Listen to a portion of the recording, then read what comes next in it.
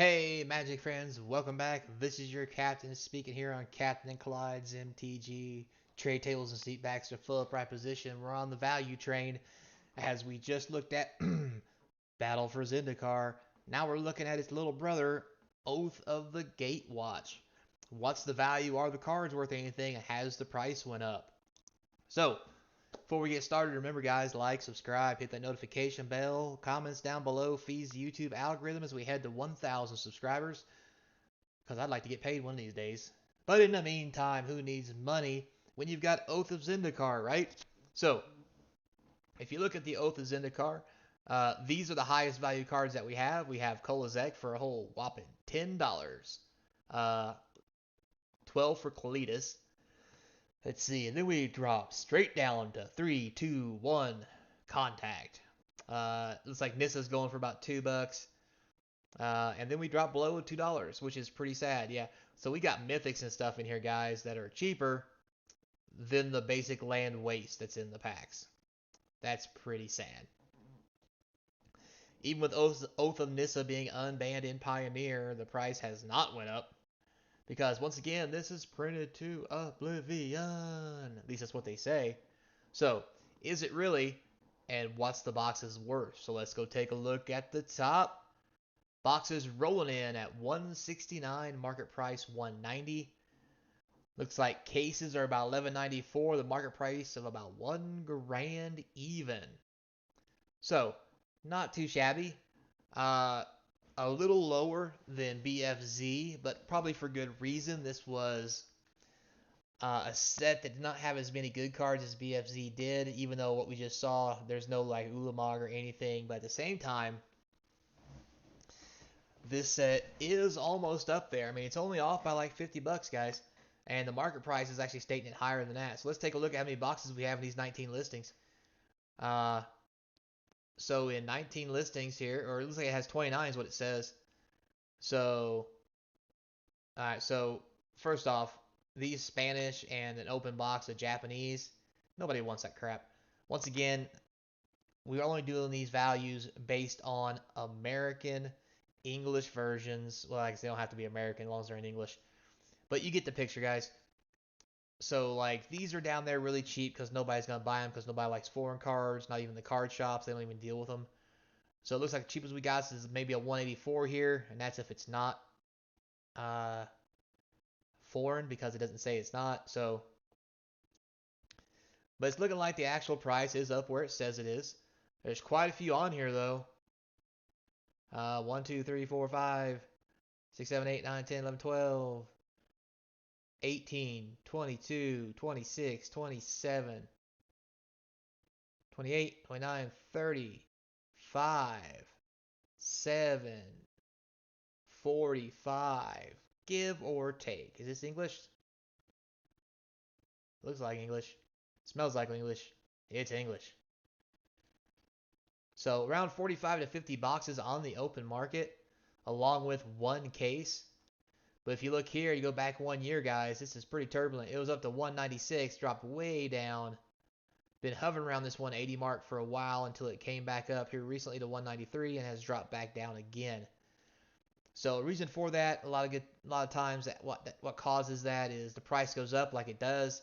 People start unloading to the market and undercutting, driving the price down. Then as the box starts drying up, it goes back up in price. More people load more of the market, so forth, and so on. So overall, the actual price is around 184. It's actually only about 30, 40, $50 off of BFZ. And with this being the next set that came out 3 months later, that's not too terrible. I'm not going to lie. Now, do I think this is going to have the same kind of value that BFZ does? Uh, I hate to say it, but probably not. Um, and there's several reasons for that. But before we get into it, let's take a look real quick at our one listing for our case. Yep, we have one case, which is wow. Yeah, it's funny. It was 1,000, and then 950, and then back to 1,000. So the only cases on here is 1194, which is relatively low compared to how much a unopened case a BFZ goes for. So why is that? So as we talked about with BFZ, um, this was also part of the lottery card section where lottery cards were inserted into the boxes. You got on average 2 lottery cards per 6 boxes and or case, which is why there's a premium here, because this was normally be a lot lower if you bought 6 boxes, but buying the case will get you a little bit, cost you a little extra. And with that, you would think it would drive up the same as BFZ, but the problem with that is the cards that they put in this one as lottery cards were actually very disappointing.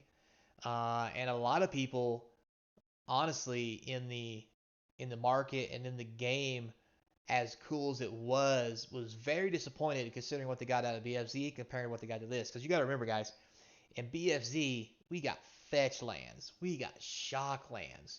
They were beautiful. You know what we got in this?